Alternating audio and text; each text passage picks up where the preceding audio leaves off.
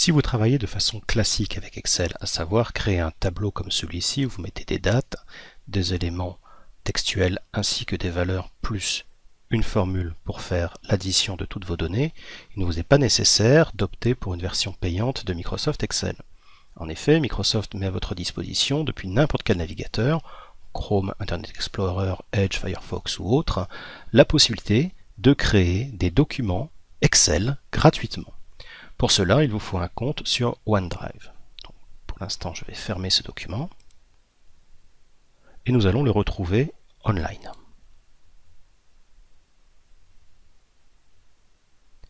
Donc, je vais ouvrir depuis Chrome un espace sur OneDrive.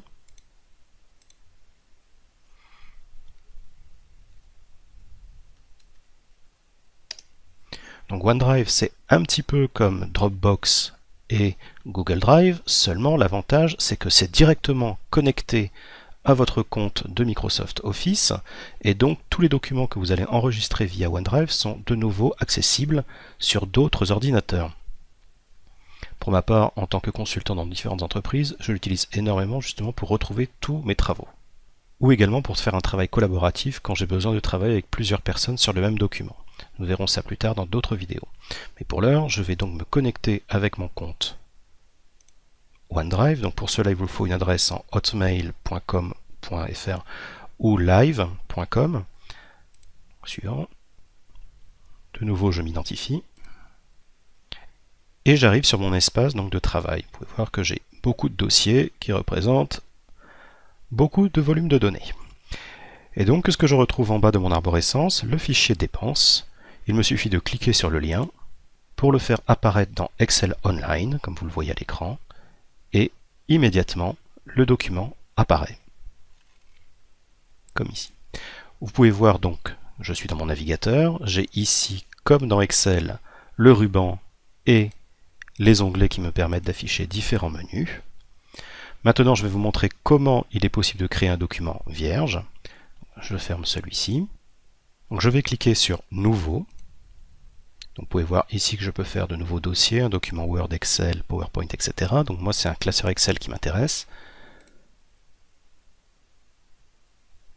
Je suis sur un document vierge et je peux très facilement saisir n'importe quelle information,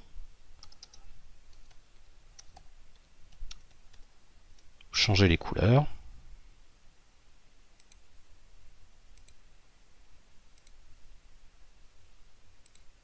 comme ceci. Je n'ai pas besoin d'enregistrer parce que automatiquement à chaque modification, le document est enregistré dans mon espace OneDrive. Je le ferme ici. De nouveau, je vais en bas de mon arborescence. Vous pouvez voir que mon classeur apparaît maintenant ici dans la liste.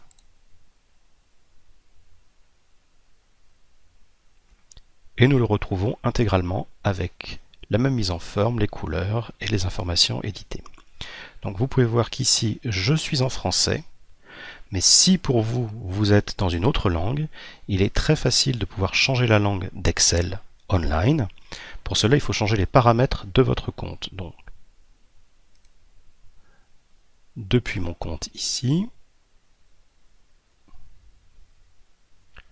modifier le profil. J'ouvre une page dans laquelle je retrouve toutes mes informations et tout en bas, vous avez la langue avec laquelle vous travaillez sur OneDrive. Donc, je vais sélectionner anglais pour vous montrer que maintenant Excel va s'ouvrir en anglais. Je retourne dans OneDrive. Donc maintenant, vous pouvez voir que je suis bien en anglais. Je vais rouvrir le même document que nous avons créé précédemment.